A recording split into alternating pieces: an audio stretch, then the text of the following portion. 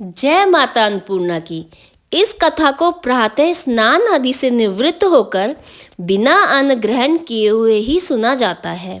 इसका यह नियम है। तो चलिए माँ अन्नपूर्णा की कथा सुनते हैं। काशी में रहने वाली एक महिला जिसका नाम सुलक्षणा था, वह अपने पति धनंजय के साथ रहती थी। उसको अन्य तो सारे सुख ही प्राप्त थे, परंतु वह अति निर्धन थी। इस दुख के कारण वह हमेशा उदास रहती थी। एक दिन पत्नी सुलक्षणा ने अपने पति धनंजय से बोला कि आप कुछ उद्यम करें जिससे कुछ काम बन सके। इस प्रकार कब तक रहेंगे? सुलक्षणा की बात धनंजय के मन में बैठ गई और वो उसी दिन विश्व के नाथ महादेव भगवान को प्रसन्न करने के लिए शिव मंदिर में जाकर बैठ गया। उसने कहा, हे देवों के देव महादेव विश्वेश्वर, मुझे पूजा पाठ करना नहीं आता, केवल तुम्हारे ही भरोसे बैठा हूँ। इतनी विनती करके वह 2-3 दिन तक भूखा प्यासा बैठा रहा। यह देखकर भगवान शिव ने उसके कान में 3 बार अन्नपूर्णा अन्नपूर्णा अन्नपूर्णा इस प्रकार कहा। धनंजय सोच में पड़ गया कि यह कौन मेरे कान में क्या कह गया है। तब मंदिर के सामने से आते ब्राह्मणों को देखकर धनंजय ने बोला कि हे ब्राह्मण देव, अन्नपूर्णा कौन है?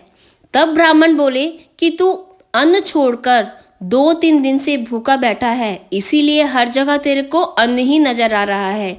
तू जा, अपने घर जा और जाकर अन्न ग्रहण कर। धनंजय अपने घर को जाता है और घर जाकर अपनी पत्नी को सारा वृतांत सुनाता है। सुलक्षणा कहती है कि आप चिंता मत कीजिए, भगवान शिव ही इस मंत्र का खुलासा करेंगे। यह सब भगवान शिव की ही महिमा है। सुलक्षणा ने कहा, आप मंदिर जाइए और आराधना कीजिए। धनंजय ने फिर से आराधना करनी शुरू कर दी। रात्रि में धनंजय को आवाज़ सुनाई दी कि तू पूरब की ओर चला जा। धनंजय पूरब की ओर चलता चला गया और जपता रहा, माँ अन्नपूर्णा माँ अन्नपूर्णा।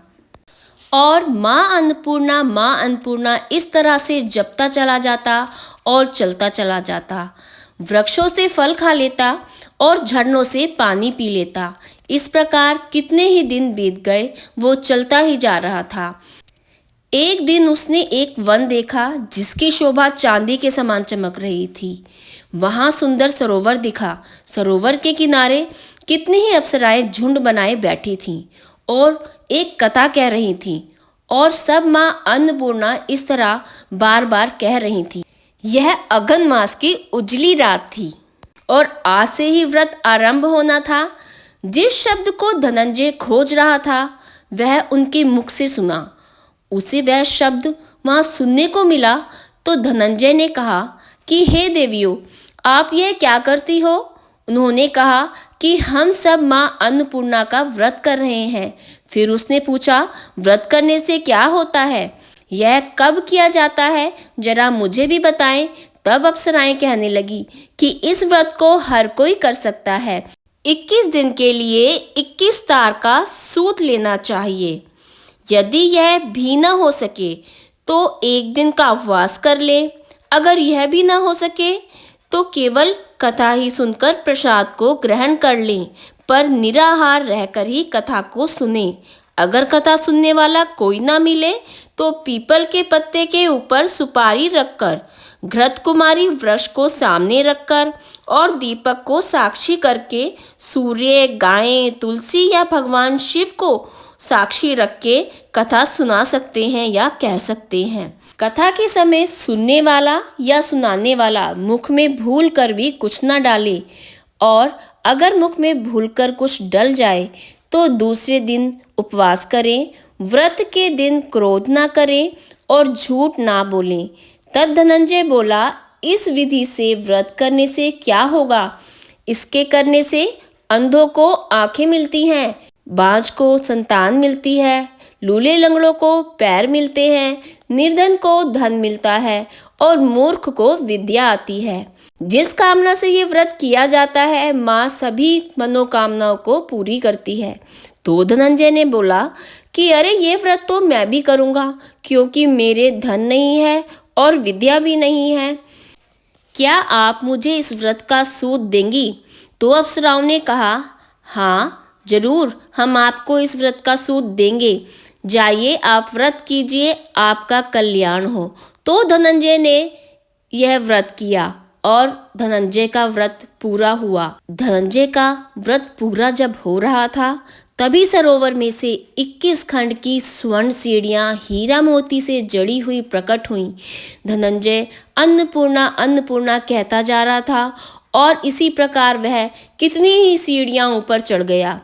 करोड़ों सूर्य की समान रोशनी, वहां अन्नपूर्णा माता का मंदिर था। उसने देखा मंदिर में माता विराजमान है और देखता है कि भिक्षा हेतु माता के सामने स्वयं भगवान शिव हाथ में कटोरा लेके खड़े हुए हैं।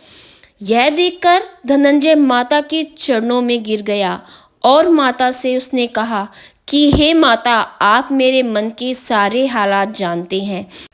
माँ, आप अंतर्यामी हो, आप मेरी दशा जानते हैं।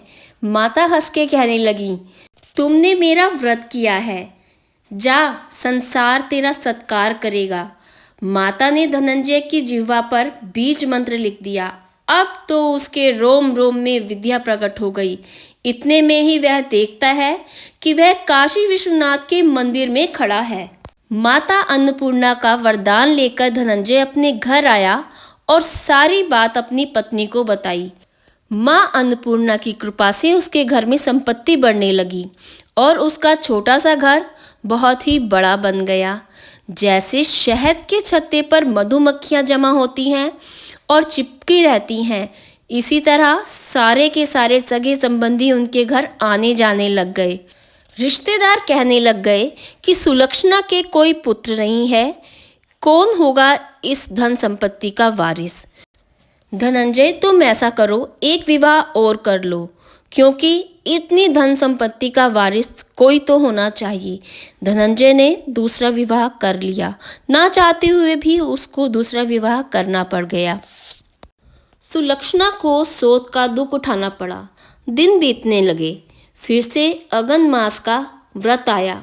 नए नवेले बंधन में बंधे पति को सुलक्षणा ने कहा कि हमें इस व्रत से सब कुछ मिला है, इस व्रत को हमें छोड़ना नहीं चाहिए, क्योंकि यह सब माता जी का ही प्रताप है कि हम इतने संपन्न और सुखी हैं। सुलक्षणा की बात सुनकर धनंजय उसके पास घर आया और व्रत करने लगा। नई बहू को इस बात की खबर नहीं थी। वह धनंजय के आने की राह देख रही थी। दिन बीतते चले गए। व्रत पूर्ण होने को सिर्फ 3 दिन ही पड़े थे कि नई बहू को खबर लग गई। मन में ईर्ष्या की ज्वाला लेकर सुलक्षणा के घर नई बहू चली गई और वहां पे भगदड़ मचा दी। वह धनंजय को अपने साथ ले गई। धनंजय नए घर में सो रहा था कि उसकी नई बहू ने उसके हाथ में बंधा हुआ सूत का जो धागा था वो खोल के आग में डाल दिया। जैसे ही नई बहू ने आग में धागा डाला, माता जी का कोप जाग गया और घर में अचानक से ही आग लग गई और सब कुछ जलकर भस्म हो गया। सुलक्षणा को पता चला कि यह सब हुआ है, तो उसको पता लग गया कि ये माता का ही प्रकोप है। सुलक्षणा पति को घर ले आई और नई बहू रूठ कर अपने पिता के घर चली गई। सती सावित्री सुलक्षणा ने अपने पति से कहा कि घबराने की कोई बात नहीं है, पुत्र कुपुत्र हो सकता है, परंतु माता कुमाता नहीं होती। सुलक्षणा ने अपने पति से कहा कि आप चिंता मत करो, माता हमारा अवश्य कल्याण करेंगी, आप दोबारा से आराधना व तपस्या शुरू कर दो। धनंजय ने दोबारा से पूजा करनी शुरू कर दी।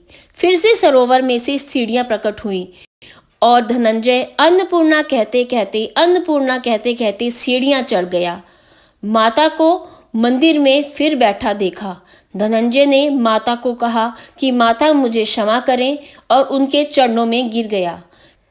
तब माता ने कहा कि मैं तेरी सेवा से प्रसन्न हूँ। तेरी पत्नी सती सावित्री है, मैं उसको पुत्रवती होने का वरदान देती हूँ और तुमको यह सोने की मूर्ति देती हूँ।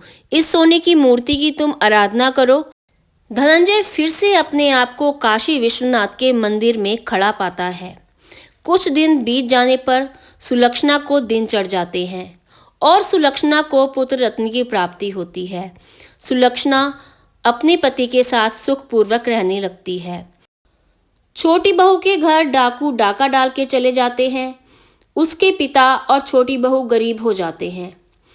यह बात सुलक्षणा को जब पता चलती है तो सुलक्षणा अपने घर के ही बराबर में एक छोटा सा घर उनके लिए बनवा देती है। सुलक्षणा अपने पति के साथ और बच्चे के साथ सुखपूर्वक रहने लगती है। हे अन्नपूर्णा माँ, जैसे आपने धनंजय के परिवार को सुख संपत्ति और धन धान्य से परिपूर्ण किया, ऐसे ही सबके परिवार को सुख संपत्ति और धन धान्य से परिपूर्ण करना। जय अन्नपूर्णा माँ।